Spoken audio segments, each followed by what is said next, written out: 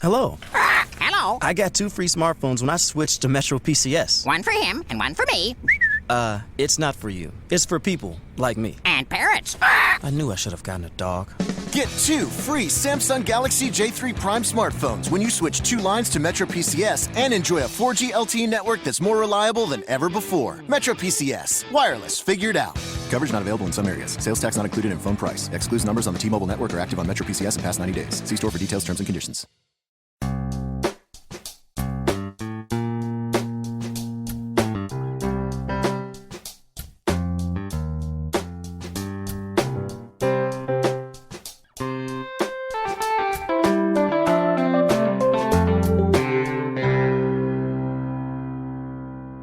Welcome to Accelerate Your Business Growth with your host, Diane Helbig. Diane is a leading small business development and leadership coach, author, and speaker who is passionate about sharing valuable ideas, tips, and techniques with business professionals worldwide. Diane brings you the world's experts and gurus in all things business. Whether it's sales, structure, social media, planning, or plateauing, guests bring their expertise and energy to each episode. When growing your business is your focus, Accelerate Your Business Growth is the show to listen to. Got a topic or guest suggestion? Let Diane know. The goal is to make sure you have the information you need to move your business forward. Thanks for joining us. Settle in and enjoy. Hi, everybody. Thanks so much for being with us today.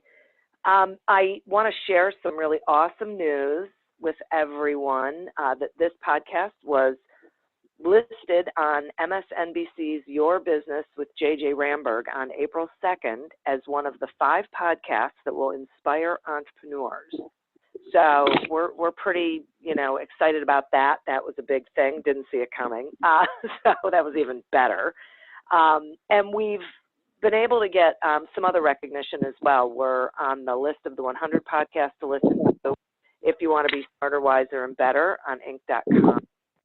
We're also on the list of the best business podcasts you must listen to now on Inc.com, as well as the 40-plus business podcasts on the planet and the best small business podcast on Fit Small Business. And there are some other lists too. I'm not going to go on and on and on.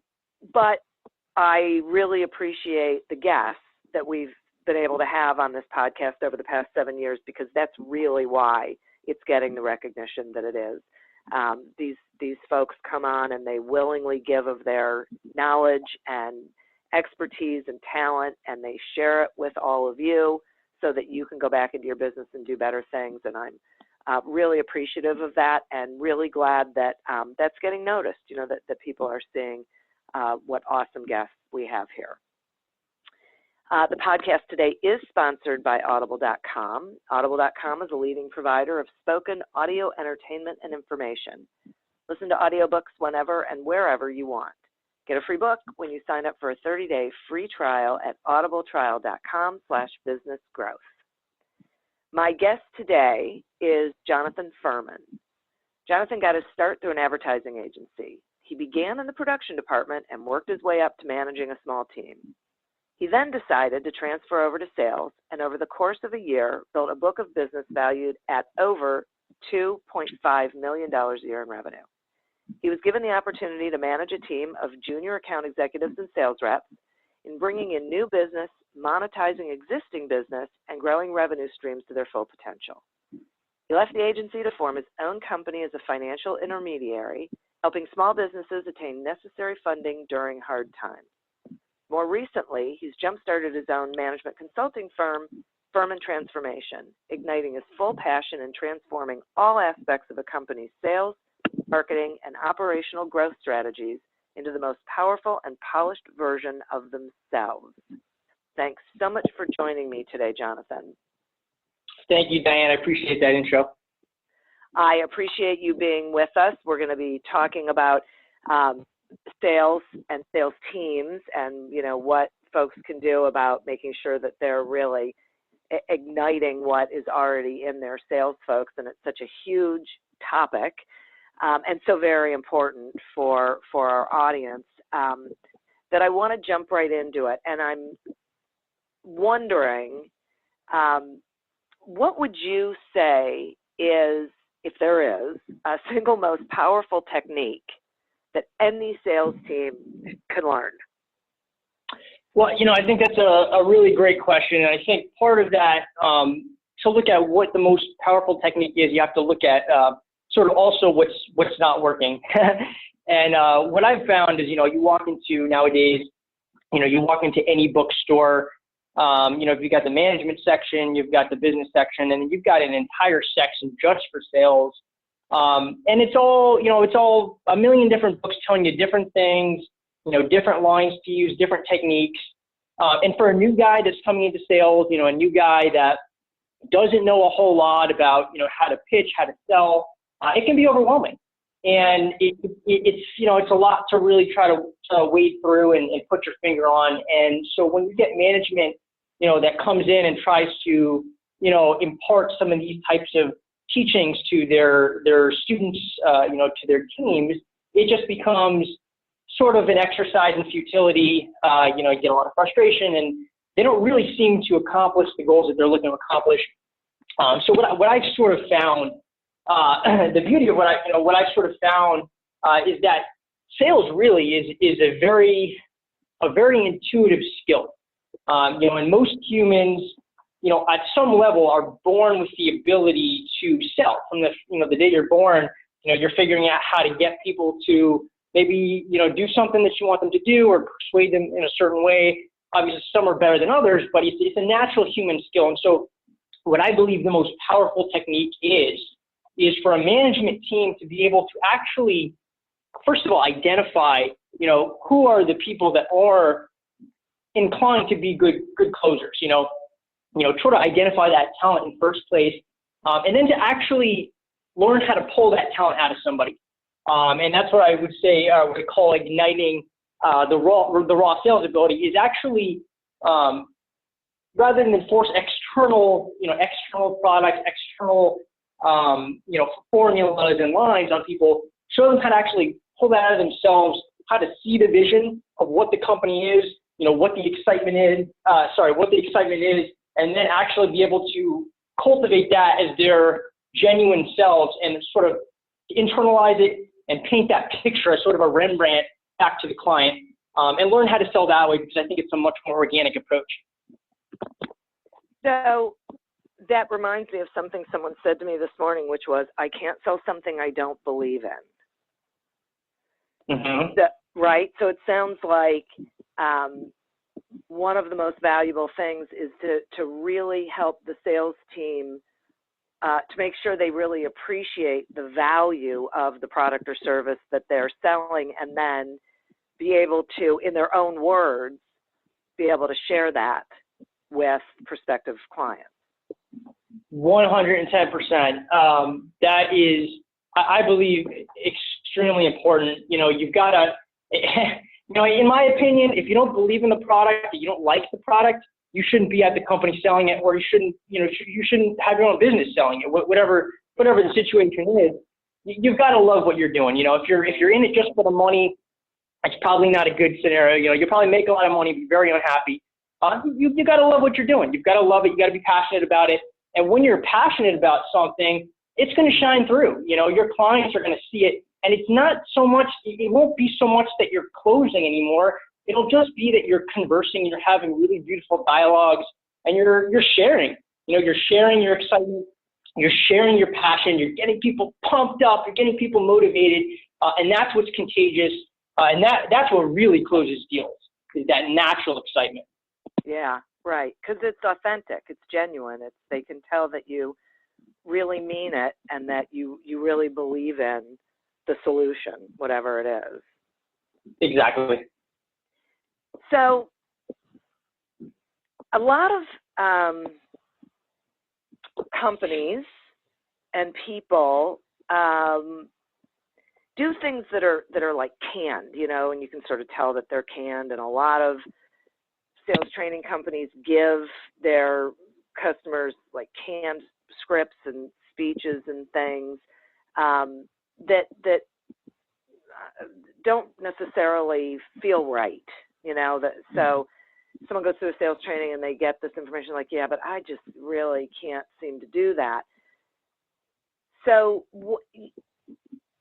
how does a sales team, so the flip side of that is that sales teams probably need tools and techniques and tricks, something in their arsenal so that they're not just sort of hanging out there going, well, I don't know what to do. So I guess my question is, how do you know what makes sense for you?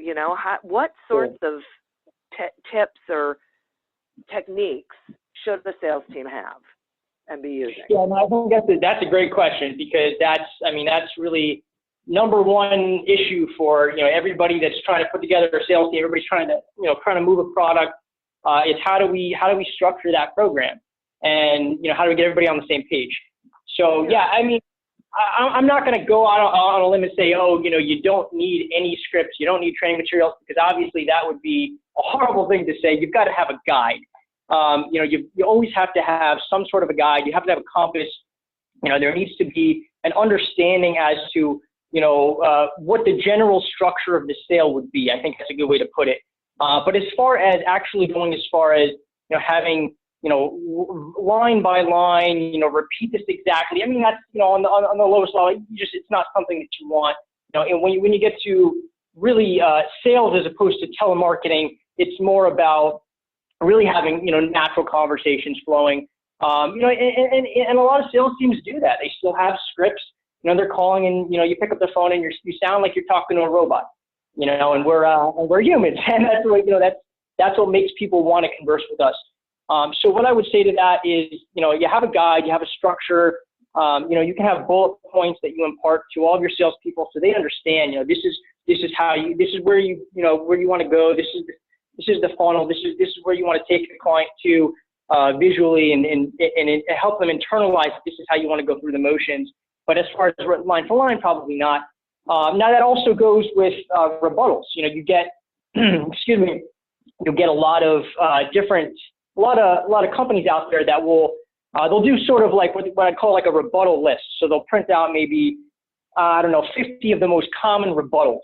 The client might say this is what you would say to it. Client might say this is what you say to it. And so again, this is just another really scripted way of sort of force feeding the salespeople what they should be saying, as opposed to actually letting them internalize, first of all, what the vision is, what the product is, getting excited about it, and actually forming their own understanding for what the product is to naturally rebut, and naturally, not only want to say rebut, but naturally debate with the client as to why it is a good product. And it may not. It's every client is not always the right client for product.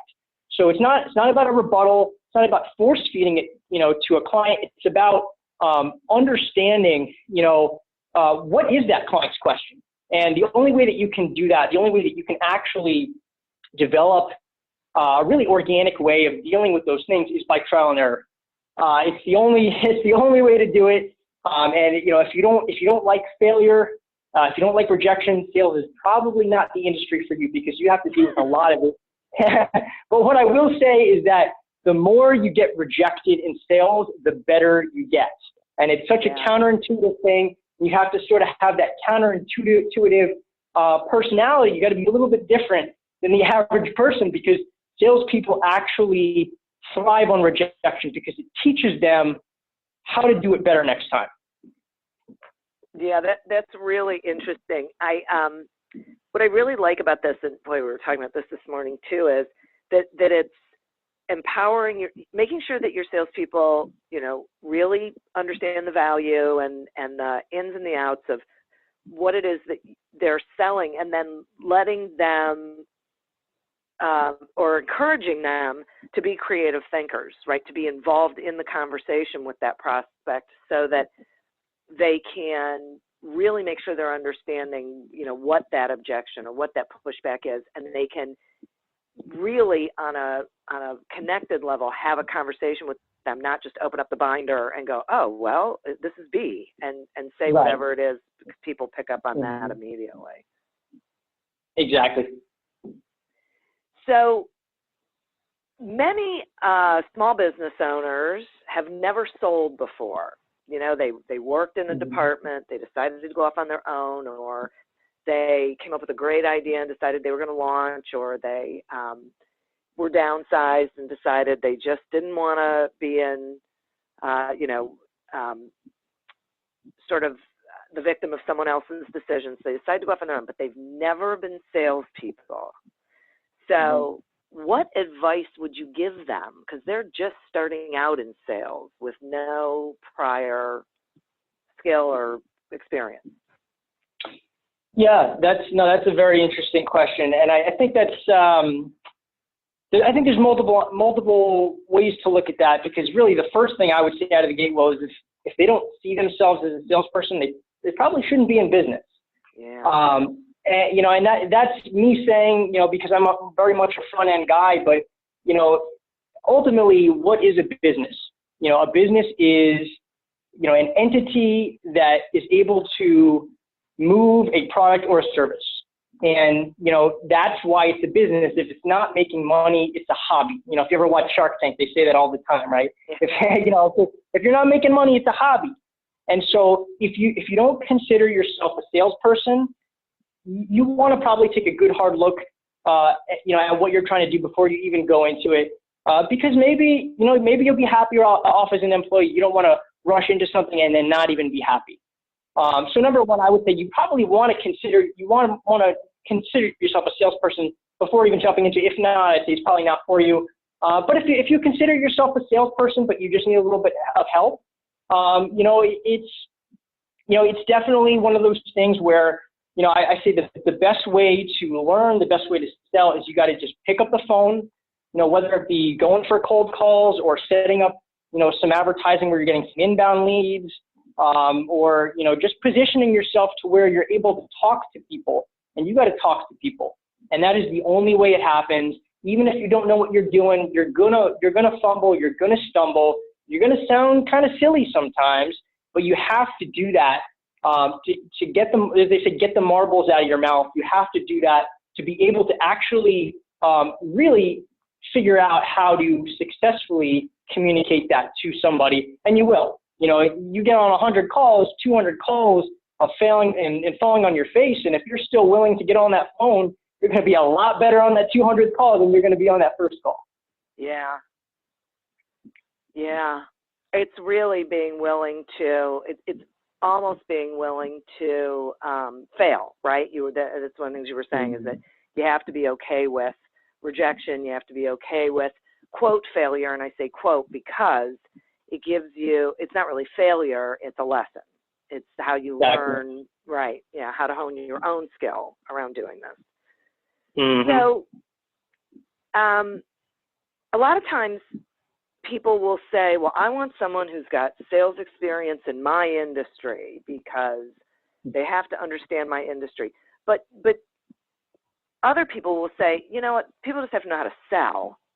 And then it doesn't matter what industry they're in. They can learn the industry. It's having those sales skills. So where are you on that? Do you think sales skills are transferable, or does industry matter?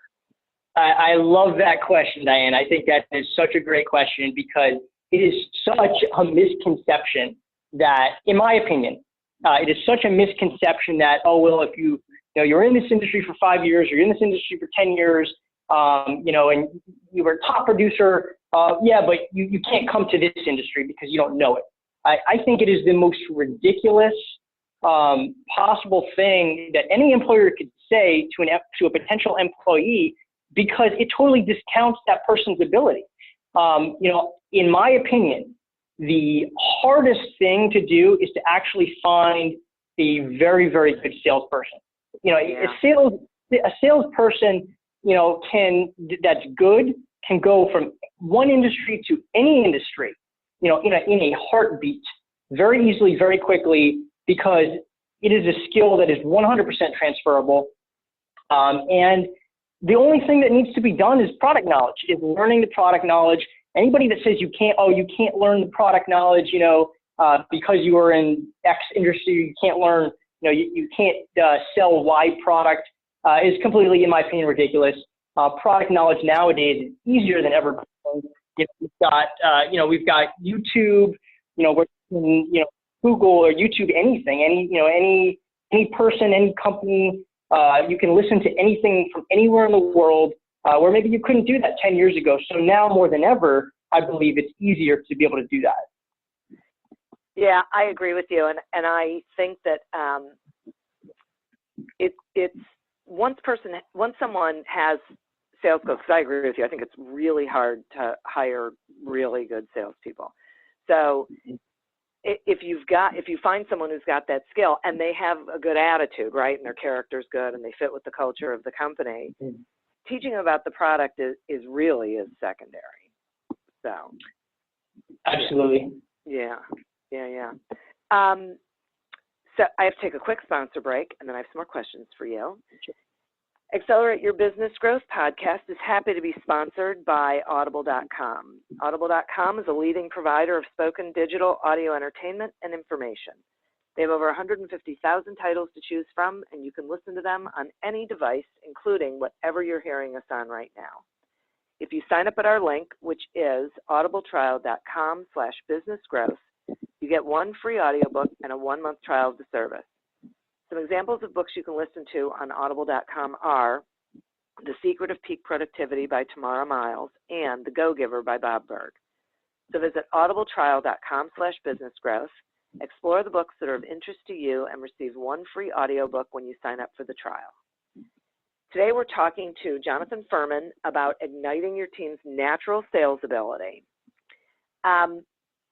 So we were talking before the sponsor break about whether sales skills are transferable, and you and I both agree that they are. Here's the other side of that question. Do you think that anyone can be taught to be a good salesperson, or are people naturally born good salespeople? Sure. Yeah, that's another good one. I think really there's two ways to answer that question. I think really first of all, it takes a certain type of person. It is a certain type of person. Anybody that's an experienced executive or manager can usually identify that. Most can. If you're a good manager, you can identify. A good sales director, you can identify, hey, this is somebody that has a natural ability. It's somebody that naturally is able to take charge of conversations, somebody who naturally is able to, freestyle and communicate, be able to riff and talk, also be able to communicate, so you maybe notice this person is able to really get across a message to other people, be able to have empathy, a lot of these really, really good human qualities that sort of make up the seeds of a good salesperson. And then, some people just aren't meant to be in sales. That's just not who they are. Maybe they're more reserved, maybe they're a little shy, and there's nothing wrong with that, but that's not a person that you typically want in sales. So It does take a certain type of person. Not to mention also, you want somebody that's very hardworking, somebody that's very consistent, because somebody that just wants to go, even if, they're maybe pretty good at sales, but they just want to go in for one sale, one big sale, and they want to just not work, that's not somebody you want either. You want somebody that's consistent. But if you get that profile, if you find that profile, even if they're not, even if they're, brand new to sales and you want to groom that person, it's going to be quite easy to do so because you're going to have the makings of raw talent. And so what you can do is, what I would say is start to pull the raw talent out of that person. And if you get a group of people that you can identify as that, then you can sort of transform that group into something much, much more effective than it was before. But it all starts with having the right people, in any sales floor, any piece of the mechanism can define it. So if you have, one or two people that are really a drag on the team and are just lazy and they don't want to work and they're shy, they're reserved, they don't want to get on the phone, those two people can set the tone for the entire floor and really just ruin it. So you've got to be able to identify who does have that innate quality, who does have an innate want to be a good salesperson. And then from there, once you identify those people, you clean house with the people that aren't, then you can start to groom the people that have that natural ability and make them amazing salespeople. Okay. So all is not lost then for the small business owner who never was a salesperson. Some of them are not going to be able to be good salespeople, but the ones who are good at starting and maintaining a conversation and have empathy and are good listeners and communicate pretty effectively, have those raw talents, as you call them, they can learn how to harness those things into a sales practice. Absolutely. Absolutely. Okay. All right. Good. I think a lot of people will feel pretty good about that. So let's talk about the managerial, the management team. Okay. So like from a management standpoint, what are the things that they can be doing to keep their salespeople producing regularly? Because you mentioned something I thought was really interesting about, if you have someone who just wants to make one big sale and then, doesn't necessarily want to work real hard and they need to be consistent, they have to be really self-motivated, right, and self-directed. So what can a sales manager do, or, to keep them interested, I guess? Yeah. And that's maybe one of the toughest things, I think, for any sales manager, is to constantly keep that morale up, keep that excitement up. But that's what you got to do if you want a top producing team. And there are many, many ways to do it. I would say one of the easiest ways to do it, first of all, you got to be liked. You got to be a friendly sales director. You don't want to be the guy with the stick all the time. They say the stick and the carrot, right? Because you got to be able to reward and also, let people know when they've maybe done something wrong, or when they're not producing. You got to be able to have both. Any good sales director, any good manager has both. But you want to give the carrot as much as possible. You want to excite people. You want to make them feel good. And so incentivizing, I believe, is one of the best ways to do it. Is constantly giving people things to work for, and giving them rewards and new rewards. I mean, you can have a new incentive every month. You can have a new, they call them spiffs. You can have a new spiff every month. Something new, something exciting, apart from just the money, because obviously we're all in it to make money. But the spiffs add a little excitement to it. It adds a little, friendly, competitive atmosphere, and it just makes it more exciting. But you have to have incentivization, and you have to have more carrot than stick, I believe. Yeah, I would say you're right. And interestingly, I think the incentive has to be something that is meaningful to the salesperson. Like when I was in sales, I had two really small kids. I had a baby and I had a 3-year-old. And the incentive was a trip to, I don't know, California or Hawaii or something. And I thought to myself, okay, that I could care less about that. Give me the money, because I have 2 small kids. I have no one who can watch them while I go away with my husband. This just isn't happening. So it held no value for me. So it wasn't incentivizing for me to, produce any more, because I wasn't going to be able to take advantage of the gift. Sure. I definitely can hear that. And and the bottom line is that any good salesperson really it should be doing it for the money. I mean, that's why they're doing it. Yeah, because if they're for like a trip or some little spiff, then they're probably better suited to an operational job where they can just make their set income every month. They don't have to worry, because sales is, let's be quite honest here. Sales is not the easiest job in the world. You've got to be willing to take some hits. You've got to be willing to go on a little bit of a roller coaster ride. You absolutely have to be in it for the money. Incentivizing a little extra is nice. But I think all good salespeople, really good salespeople, are going to be motivated by the money. Yeah. So you said something about when we were talking about these incentives about competitive, that sales is competitive. Do you think competition is healthy, and it is productive within a sales environment? Absolutely. Yeah, absolutely. I think that you have to have a competitive atmosphere, because that's what it is. It's like it's a contact sport. It's just like football or basketball. A lot of sales directors like their sports analogies because that's what it is. It's sport, contact sport. And a lot of the fun of it comes from a healthy competitive atmosphere. It comes from, and I say healthy because I think that's an important word to insert there, because any sales team can easily become an unhealthy competitive atmosphere, and that's not what you want. You don't want, people who are willing to, do whatever they can to get one over on the other person. You definitely don't want to foster that mentality because that's dangerous, and that'll lead to a lot of problems.